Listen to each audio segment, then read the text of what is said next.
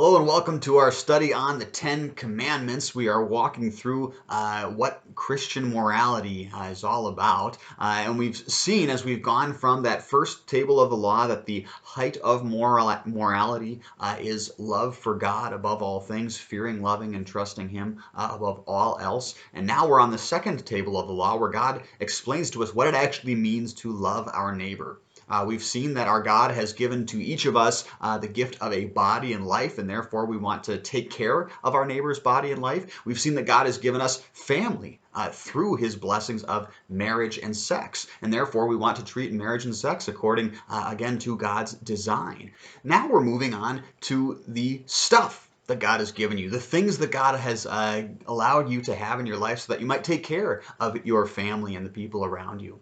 Today we're going to talk about the purpose of possessions. And before we do that, we want to just ask a question here. If God is ultimately the one who has given you all the things that you have, God is the one who has allowed you to have the amount of worldly wealth that you currently have, let's ask the question, why is it valuable? Why is it good for you that we're not all billionaires, that we're not all having everything that we possibly need? Think about that for a moment. How could it possibly be a good thing that some people have a whole bunch and some people don't have enough? For you specifically. Well, first off, consider this. If all of us just had everything we need, that would really limit the need for us to interact with anybody else, right? I mean, think about how many people you interact with specifically because you need to make money, right? You have to go to work, go to a job. You have to go buy things, right? You have to go to a store and all these things. This allows for a lot of human interaction. And this is, again, the way God has made us to be. He has made us to interact with other people. And the fact that some people have more than others allows us to be generous in those interactions. Those who have can share with those who don't have. Right? And this is a very good thing. It is good for both people involved to be involved in this kind of generous interaction. Furthermore, the scriptures also tell us that worldly wealth can be a tremendous destructive force for our faith. Right? If I have all my worldly needs met, if I am living life, living the life of luxury, I don't always see the need for God. That's a common temptation for a lot of people. And so sometimes God limiting how much wealth I have in my life can also be a great benefit for my faith. What's more, having too much can sometimes lead to a lot of devastation in people's lives. You've probably heard stories of wealthy people who absolutely destroyed their lives because of that money. Or you've probably heard plenty of stories of people who won the lottery and it ended up way worse for them after the fact. In fact, their lives probably would have been way better had they never won the lottery in the first place.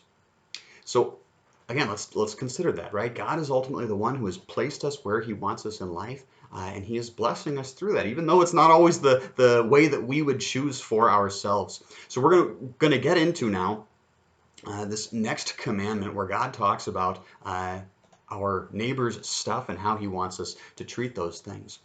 So as we've been doing, we've been getting the 10 commandments from Exodus chapter 20.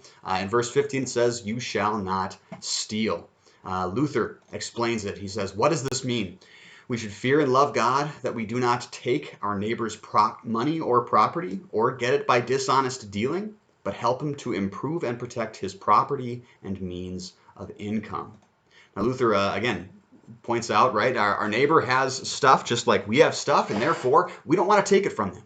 We don't want to scheme to take away those things that belong to this other person. God has allowed me to have so much stuff. He has allowed you to have so much stuff, and therefore it is beneficial to my neighbor that I allow him to keep that. In fact, that I help him to keep that, and in fact, even to improve that. Luther also points out this dishonest dealing, right? If you figure out some crazy legal way to cheat somebody out of their property, you can very easily explain to yourself that, I didn't actually steal it, right? Everything I did was technically legal, right? But you're still cheating your neighbor out of their stuff. And so Luther covers all of that kind of stuff too with this whole dishonest dealing. And so instead, on the positive side, we want to help our neighbor to improve and protect both their property and their means of income. Because again, the possessions that God allows us to have are the ways that we can take care of these bodies he's given us. They're the ways that we can take care of our families and our communities. They're the ways that we can be generous with those things that our God has allowed us to have. So let's take some time today just talking about what is the purpose of possessions. We're going to spend a little bit of time in the Gospels in particular because Jesus actually speaks quite a lot about worldly wealth and about money. A lot of churches, I think, try to shy away from talking about money just because that's a very common criticism of church. That's all they care about. They only talk about money. Well, the fact is, Jesus talks quite a lot about money, and in fact, money is, again, a huge part of our lives. I remember somebody saying you can tell a whole lot about a person by the things they spend their money on, the things they spend their time on, and the people they spend the most amount of time with, right? Obviously, these are huge parts of who we are, and if we're Christians, we want to worship God with everything we are, including how we spend our money. And so let's talk a little bit about what God has to say about possessions and the purpose for them. We're going to start off in Luke chapter 12. We're starting at verse 16 here. We read Jesus is telling a parable. He told them a parable. The land of a certain rich man produced very well. He was thinking to himself, what will I do? Because I do not have anywhere to store my crops. He said, this is what I will do. I will pull down my barns and build bigger ones, and there I will store my grain and goods. And I will tell my soul, soul, you have many goods stored up for many years. Take it easy, eat, drink, and be merry. But God said to him, you fool, this night your soul will be demanded from you. Now who will get what you have prepared? That is how it will be for anyone who stores up treasure for himself and is not rich toward God. The wisdom that Jesus is giving us here is I think, something that for the most part our culture kind of understands a little bit, right? We have a lot of stories kind of similar to this. Think of a Christmas Carol where you've got Ebenezer Scrooge, who is this guy who is hyper involved in pursuing wealth, right? All he cares about is gaining worldly wealth for himself. He doesn't care about anybody else, doesn't care about the community around him. He doesn't have much of a family. He doesn't care about having a family, right? All he cares about is grabbing stuff. Until finally, some ghosts show up and they show him that, hey, you're going to die someday, and that money's going to be absolutely useless to you at that point, right? And so in the same way, right, if you spend your entire life accumulating wealth, accumulating toys, accumulating possessions, one day you're going to die, and that's going to be totally useless to you. Right? There are far more important things in life, and therefore we need to spend our lives chasing after those important things. All right, don't get me wrong, right? Like we said, it's good for us to have possessions. It's good for us to pursue wealth because we need to take care of our bodies. We need to take care of those things. We need to. It's good for us to have something that we can share with others too. But the problem comes when we obsess over that pursuit of wealth. When that becomes the whole point of our lives, right? It's not wrong to get a job. It's not wrong to go to work, but it is wrong when that is the whole goal of your life. It's stupid, frankly, because you're going to die one day and then it's going to be totally useless to you. Jesus continues on here.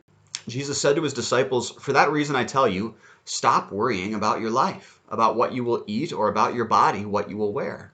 Certainly life is more than food, and the body is more than clothing. Consider the ravens. They do not sow or reap. They have no warehouse or barn, and yet God feeds them. How much more valuable are you than birds? And who of you, by worrying, can add a single moment to his lifespan? Since you're not able to do this little thing, why do you worry about the rest? Here, Jesus again is giving us some wisdom here, right? We looked at this section earlier as we were talking about the body and life that God gives us, but here we're looking at it more in the context of our possessions. Once again, one of the main reasons that we do obsess over worldly wealth is because we are worried that we will not be taken care of. And Jesus tells us here, as a Christian, you know you will be taken care of. You know you don't have to worry about your own life. You know that God is taking care of that. Instead, you can commit yourself to following God's will for your life, to doing the right thing, and know that God will take care of the rest. God takes care of all of his creation. He's not going to forget about you. And what's more, worrying doesn't actually help you, right?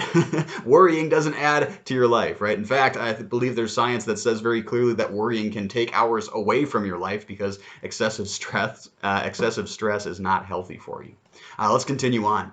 Jesus says, consider how the wild flowers grow. They do not labor or spin, but I tell you, not even Solomon in all his glory was dressed like one of these. If this is how God clothes the grass of the field, which is alive today and tomorrow is thrown into the furnace, how much more will he clothe you, you of little faith? Do not constantly chase after what you will eat or what you will drink. Do not be worried about it. To be sure, the nations of the world chase after all these things, but your Father knows that you need them. Instead, continue to seek the kingdom of God, and all these things will be added to you.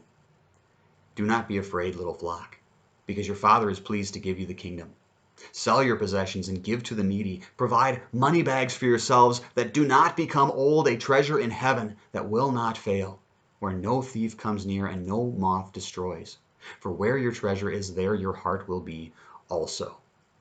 Here Jesus is explaining again to us the value that God brings to us as we put our faith in Him rather than putting our faith in the possessions that we have to take care of us, right? Again, God takes care of even the plants outside. And so you and I can now instead have this wisdom of knowing, okay, God's going to take care of me. And so I can dedicate myself to helping my neighbor, to being generous to them. In fact, if it takes me skipping a meal in order to have enough money to be generous to somebody, if it takes me selling my possessions so that I can help somebody in need, again, I can do that because I know that God will take care of me after all. Jesus points out that the rest of the world is chasing after these kinds of things, but you as a Christian are called to a higher level of morality. You're called to something greater. Our number one priority as Christians is not taking care of ourselves. Our number one priority is honoring God, glorifying Him with our lives. And when we live that way, when we pursue God above all else, we're looking for a treasure that can never be destroyed, right? The treasures that we accumulate here in this life, they can and will eventually disappear. A thief can break in and steal it all of a sudden. It can grow old and fade away, right? All these things can happen to every single kind of worldly wealth. But when God is our treasure, then nothing, absolutely nothing can ever take that away. That's all for this video. Tune in next time for we're going to continue this and dig in a little bit more. I'm just breaking these videos up a little bit shorter this time. God's richest blessings on you. And I say, can't be that easy. And he said, and no, it wasn't easy, but be still and know that I am God. Be still and know